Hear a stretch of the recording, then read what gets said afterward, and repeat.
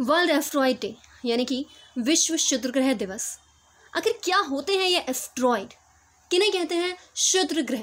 क्या वास्तव में ये इतने भयानक हैं कि ये मानव जाति के अस्तित्व पर कोई खतरा बन सकते हैं?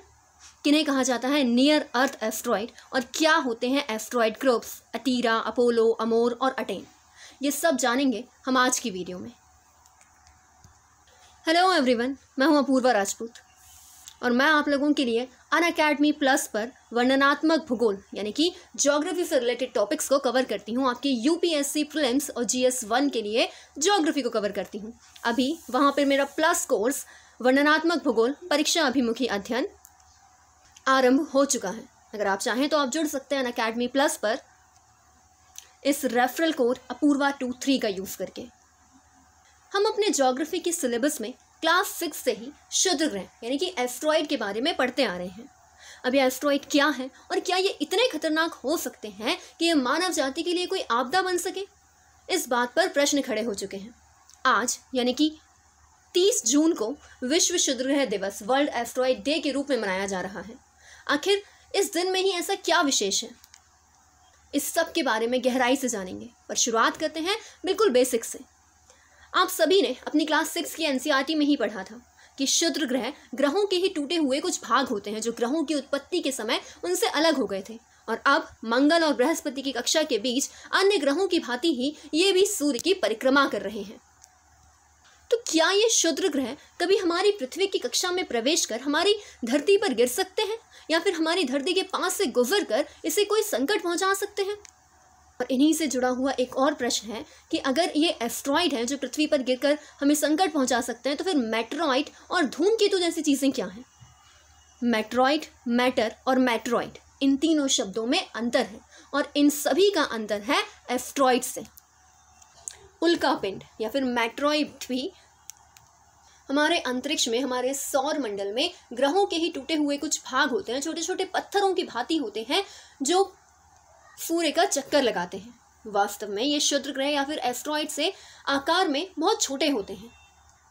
जब ये स्वतंत्र रूप से स्पेस में यानी कि अंतरिक्ष में घूम रहे होते हैं तब हम इन्हें मेटेरॉइड कहते हैं।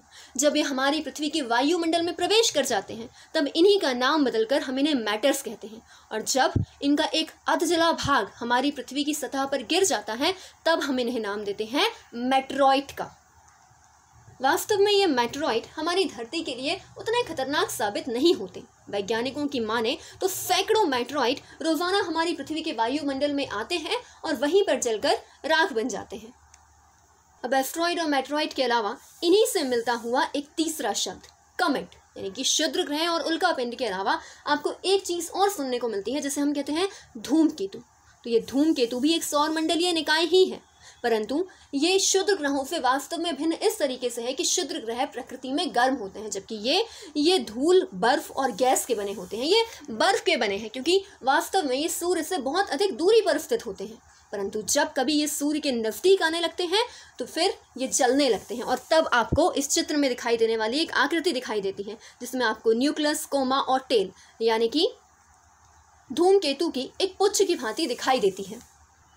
वास्तव में इसे ही आप टूटता हुआ तारा या फिर शूटिंग स्टार की संज्ञा देते हैं। चलिए, आई थिंक अब आपको क्षुद्र ग्रह, उल्कापिंड और धूमकेतु के बीच अंतर समझ आ गया है। तो वापस आते हैं अपने आज के टॉपिक पर, यानी कि 30 जून को हम वर्ल्ड एस्ट्रॉइड डे क्यों सेलिब्रेट कर रहे हैं। हम 30 जून को ही ये वर्ल्ड एस्ट्रॉइड डे मना रहे हैं क्योंकि अब तक विश्व का सबसे बड़ा एस्ट्रॉइड अटैक 30 जून 1908 को हुआ था साइबेरिया में, जहाँ पर एक विशालकाय क्षुद्र ग्रह हमारी पृथ्वी की सतह पर गिरा था। तो क्या इस तरीके से कुछ और भी क्षुद्र ग्रह कभी भी अचानक हमारी पृथ्वी पर गिर सकते हैं? क्या ये मानव जाति के ऊपर कोई संकट खड़ा कर सकते हैं? इसी के आधार पर हमारे वैज्ञानिकों ने एस्ट्रॉइड की कुछ श्रेणियां विभाजित की हैं। उन्होंने हमारे लिए परिभाषित किया है नियर अर्थ एस्ट्रॉइड को। नियर अर्थ एस्ट्रॉइड वो एस्ट्रॉइड या फिर वो क्षुद्र ग्रह होते हैं जो हमारी पृथ्वी की कक्षा के करीब आ जाते हैं। अब ये हमारी पृथ्वी की कक्षा के कितना नज़दीक आते हैं और हमारी पृथ्वी की कक्षा को प्रतिच्छेद करते हैं या नहीं, हमारे अर्थ के ऑर्बिट को क्रॉस करते हैं या नहीं, इसके आधार पर इन्हें 4 मुख्य भागों में बांटा जाता है। इन्हें 4 मुख्य समूहों में वर्गीकृत किया जाता है। ये हैं अटीरा, अटेन, अपोलो और अमोर। जैसे कि अटीराज क्षुद्र ग्रहों का ग्रुप। इस ग्रुप के अंतर्गत जो भी एस्ट्रॉइड होते हैं वो हमारी पृथ्वी की कक्षा के भीतर घूमते हैं, लेकिन कभी भी हमारी पृथ्वी की कक्षा को क्रॉस नहीं करते, हमारे अर्थ के ऑर्बिट को क्रॉस नहीं करते।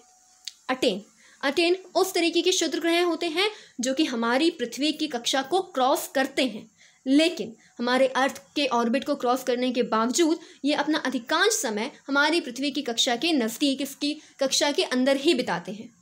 अपोलो इस श्रेणी के क्षुद्र ग्रह हमारी पृथ्वी की कक्षा को, हमारे अर्थ के ऑर्बिट को क्रॉस तो करते हैं, परंतु अपना अधिकांश समय अपनी स्थिति के अनुसार ये हमारी पृथ्वी की कक्षा के बाहर बिताते हैं। और अंतिम समूह यानी कि अमोर, ये क्षुद्र ग्रह हमारी पृथ्वी की कक्षा के नज़दीक होता है, लेकिन कभी भी हमारी पृथ्वी की कक्षा को क्रॉस नहीं करता। इन्हीं चार श्रेणियों के क्षुद्र ग्रहों को वैज्ञानिकों ने हमारी पृथ्वी के लिए एक खतरे की भांति बताया है। इन्हीं में से किसी श्रेणी का कोई भी क्षुद्र ग्रह हमारी पृथ्वी के नज़दीक आने की श्रेणियों में होता है। तो आप यहाँ पर इस डायग्राम से समझ सकते हैं कि किस तरीके से क्षुद्र ग्रहों की अलग अलग श्रेणियाँ वर्गीकृत की गई हैं, और इन्हीं श्रेणियों में से कोई एक क्षुद्र ग्रह हो सकता है जो कभी हमारे लिए आपदा बन जाए। वरना मंगल और बृहस्पति की कक्षा के बीच जो एस्ट्रॉइड बेल्ट है, जो क्षुद्र ग्रह है, वहाँ से क्षुद्र ग्रहों का आना, हमारी पृथ्वी की सतह पर गिरना इतनी आम प्रक्रिया नहीं है। अगर हमारी पृथ्वी की सतह पर कोई भी क्षुद्र ग्रह गिरता है तो उसे हम नियर अर्थ एस्ट्रॉइड के रूप में ही जानेंगे। आई होप इतनी विस्तार पूर्वक जानकारी आप लोगों के लिए पर्याप्त सत्यापित होगी। इसके अलावा अगर आपका कोई भी प्रश्न है तो आप इस वीडियो के कमेंट में पूछ सकते हैं। मुझसे मेरी अनअकैडमी की स्पेशल क्लासेस में आकर आप अपने डाउट्स क्लियर कर सकते हैं। अनअकैडमी पर ये स्पेशल क्लासेस बिल्कुल फ्री होती हैं। मेरी classes Thursday, Friday, Saturday, Sunday को होती ही हैं, लगातार एक फिक्स टाइम पर, जो कि है 3 PM।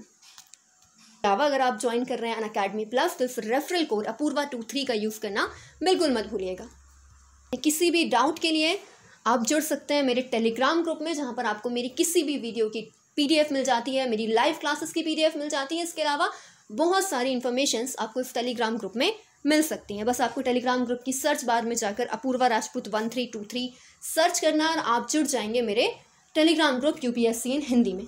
आई होप अब आपसे अगली मुलाकात होगी मेरी अनअकैडमी प्लस या फिर स्पेशल क्लास में। Thank you.